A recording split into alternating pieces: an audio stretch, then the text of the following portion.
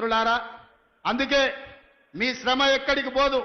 నేను ఇవాళ ఉదయం పంచాంగం సందర్భంగా చెప్పిన మా ఆలోచనలో లోపం లేదు. మేము ఒక సంకల్పాన్ని పెట్టుకుంటే మంచి ఆలోచనతో మంచి బుద్ధితో ఏ సంకల్పాన్ని పెట్టుకున్నా, నేను మొట్టమొదటిసారి జడ్పీటీసీ ఇండిపెండెంట్గా నిలబడ్డప్పుడు ప్రజలకు చెప్పిన ప్రజా సేవ చేయడానికి నేను వచ్చినాను. నా సంకల్పం మంచిది కాబట్టి ప్రజలు నన్ను ఆశీర్వదించారు. 9 నెలలకే ఎమ్మెల్సీ ఇండిపెండెంట్గా నిలబడ్డా. మా జిల్లా ప్రజలకు చెప్పిన ఏదో ఒక రోజు జిల్లాకు మంచి పేరు తెస్తా, నన్ను ఆశీర్వదించండి అంటే 2007లో ఎమ్మెల్సీగా ప్రజలు ఆశీర్వదించారు.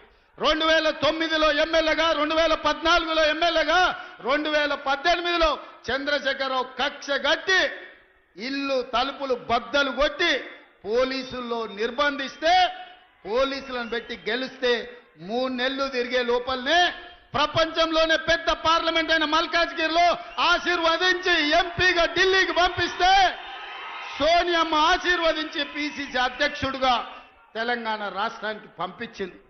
ఆ పిసిసి అధ్యక్ష పదవి మీ ఆశీర్వాదం ఇవాళ తెలంగాణకు ముఖ్యమంత్రిని చేసి నిలబెట్టింది.